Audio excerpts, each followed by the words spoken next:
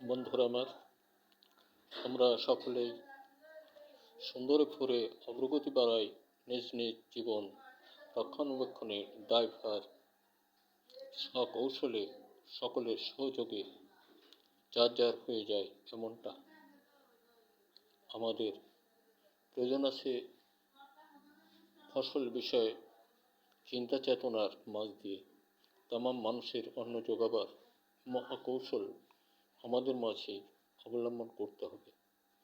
এটাই জানা আমরা চাই দেশ সংস্কার পূর্ণ সুন্দরী ফোরে দেশ জাতিকে অগ্রগতি বাড়াবার জন্য, সেটা সংস্কারপূর্ণভাবে দেশটাকে নিজেদের করজোরে রাখার জন্য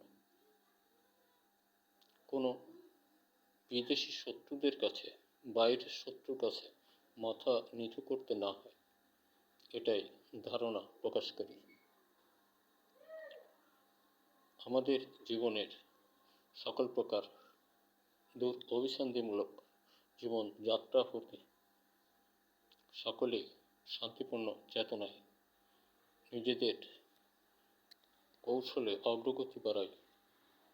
আর দেশ ছেলেরা তোমরা সকলে স্বরচিত লেখার মতো তৈরি আবিষ্কার দ্বারা নিজেদের জীবন সংগঠন বা বাজে কোনো রাজনীতির সঙ্গে না থেকে সংস্কারের সঙ্গে থাকে নিজেরা সামনের দিকে অগ্রগতি বাড়াতে থাকে। আশা করা যায় তাহলে শান্তিপূর্ণভাবে দেশ সুন্দরে ভরে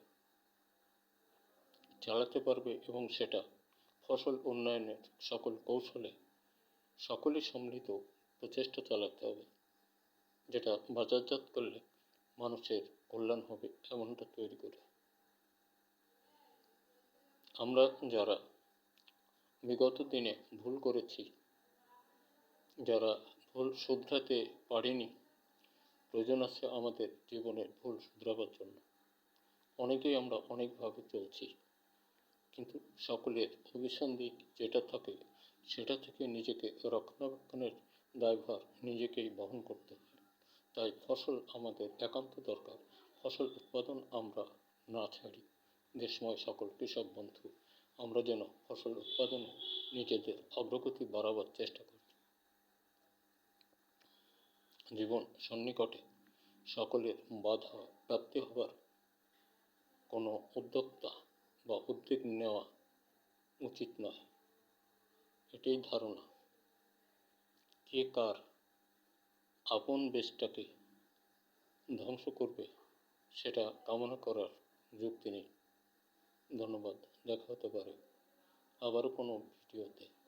দেশের সকল কৃষক বন্ধু সুখে থাকুন, দেশকে সুখ শান্তি সহকারে রাখবার জন্য অন্ন আনয়ন করুন এবং সেটা দেশের সকল শ্রেণীর মানুষের মাঝে বিতরণ করার চেষ্টা করুন।